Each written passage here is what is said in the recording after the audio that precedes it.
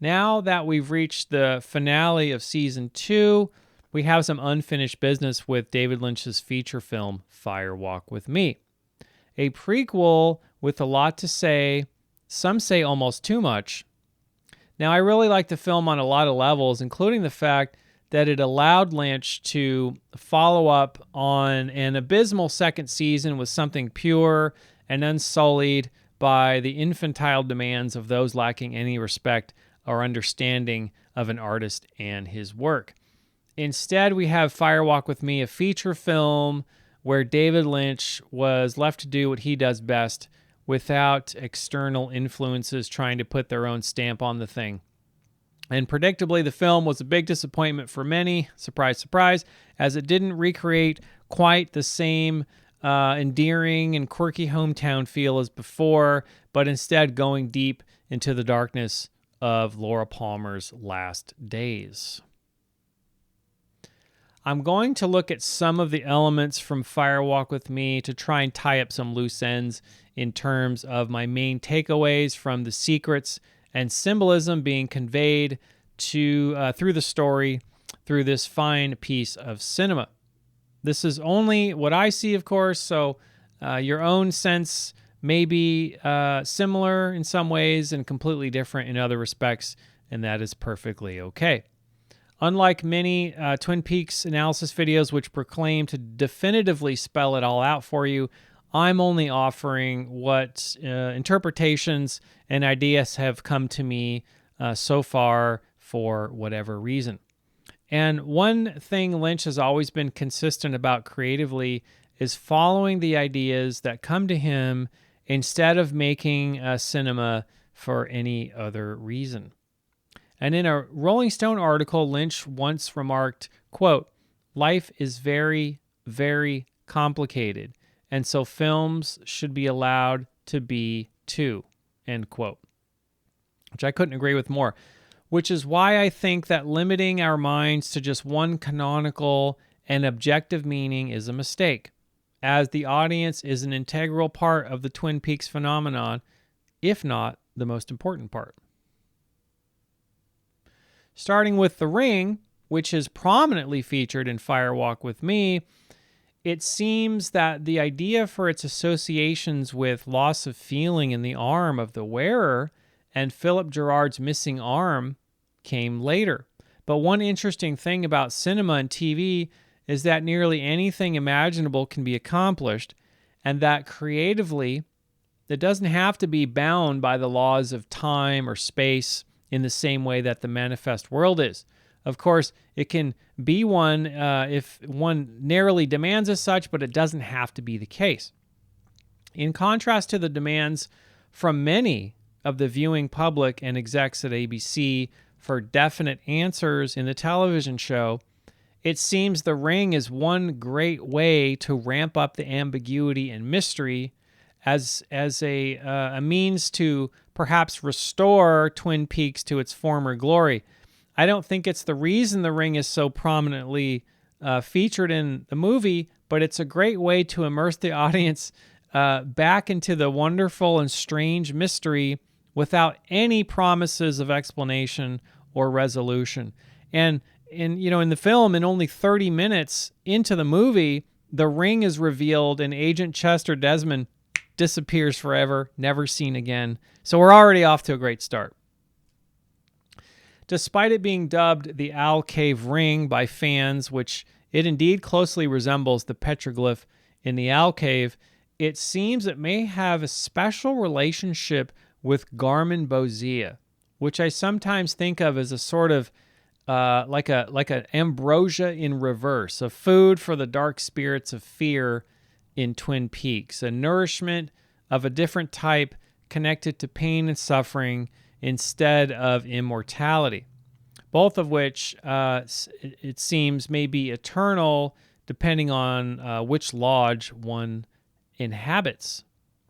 And since the Red Room appears to be administered by the man from another place, also known as the Arm, born of Philip Gerard's own severed limb, or perhaps his own ignorance that it was in fact the ring that caused his arm to feel dead, perhaps hastily deciding to remove it, interpreting it as a sign from God, or perhaps an act of devotion as well as repentance. There's a lot of possibilities there. Then perhaps the man from another place inhabiting the red room is the very embodiment of pain and suffering itself. The man from another place may very well be a spiritual embodiment of extreme pain and suffering, as well as devotion to God, or at least a duty to universal law. Subsequently, I wouldn't just limit my interpretation of the ring and what it represents as only being related to an owl or spirit messenger, as birds and spirits seem an integral motif, but also what other sorts of things could be drawn in a cave.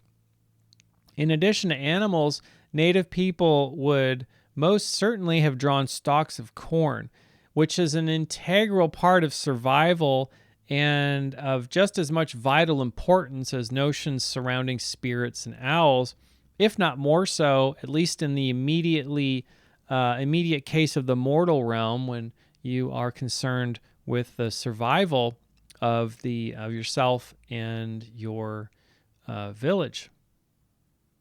So then we all have our bases covered if we consider that the ring in and of itself is a symbol of contract and also of the unbreakable chain of being, or the eternal cycle of life and death. On one end of the symbol on the ring representing the owl, the realm of spirit or the world of the unmanifest, but also having a dual nature, even though it's really just a polarity representing the physical realm or the manifest world as a stalk or ear of corn that the symbol on the ring could just as easily represent. Which brings us to lovely Garmonbozia, or creamed corn, being something derived of the natural world and yet sullied and made worse by the imperfect mind of man, at least in my estimation. Because creamed corn being something which is objectively repulsive, at least to me and probably to many people, you couldn't pay me to eat the stuff. I can't think of a better way to represent pain and suffering in human psychology than creamed corn. And yet, it is something which is natural and sustaining of life at the same time, albeit altered by the mind of man in such a way as to render it to be seemingly far worse than what we started with, which strikes me as an unfortunate tendency of human thought forms. Now, another way to look at this through the lens of this association of corn and life and death is that it's integrally linked to the cycle, to this never-ending cycle of birth and death. To native people, corn has the psychological import of something which sort of co-evolved with man, which is quite a modern epigenetic substance representing the lifeblood for an entire people.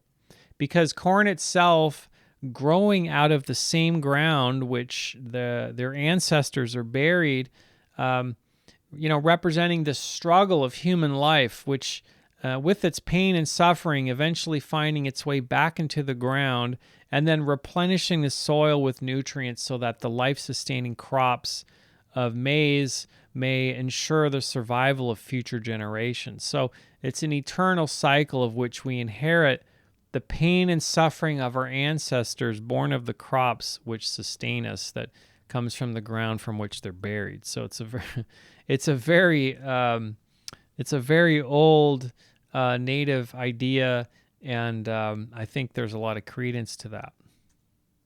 And what I keep coming back to is that Garmonbozia seems to be the food which nourishes fear itself, which is pretty self-explanatory. Most of us understand that. The spirits of the Black Lodge being the embodiment of fear, feeding on Garmonbozia, which symbolizes the fear we all experience. Fears which, as they grow, create a vicious cycle of negative thoughts in the self, which attracts the spirits that feed on Garmonbozia for nourishment. So there's this cycle happening, this like hamster wheel of Garmonbozia, pain and suffering sort of thing. And so in this scene, Philip Gerard confronts Leland Palmer which of course on another level is Mike confronting Bob. Mr. Gerard, aka Mike, says the following, quote, "You stole the corn. I had it canned over the store. And miss, the look on her face when it was opened, there was a stillness, like the Formica tabletop. The thread will be torn, Mr. Palmer. The thread will be torn. It's him. It's your father." End quote. It's a very disturbing scene. It wasn't until this scene in Firewalk with Me that I realized that the words didn't mean nearly as much as the feeling being conveyed. The feeling in this scene, because think about it. You've got the loud engine, the smell of, the engine burning, presumably the characters, Laura's smelling this, and the heat, the shouting, the screaming, all of it being part of a strong emotional confrontation or feeling that's just utterly bizarre, uncomfortable, and Laura's just losing her mind in this state. And so two characters, Philip and Leland, both possessed by spirits, presumably, where one spirit is confronting another, and at the very same time, the one-armed man shouting at Leland, with Laura also sharing the same negative emotions as her father in that moment without consciously knowing what's going on or what it means or what the man is saying. We don't require meaning to experience or feel something that's real. So I think that's what that scene conveys for me. It's telling me that you can feel something real and it doesn't. You can have a real experience and it doesn't have to mean anything, right?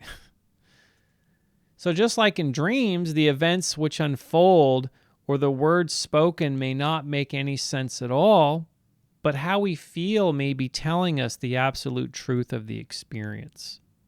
So that's where this power of the intuition comes in and kind of eclipses the intellect, because there's no meaning here, but there's a certain feeling that's invoked, and it's very real. So we can feel there is something being communicated that points to something that we intuit is real. In other words, this scene for me communicates the real experience that is primary and more important than what it means. So perhaps the same is true about Garmonbozia, and the feeling it brings being more important than the meaning that it may imply.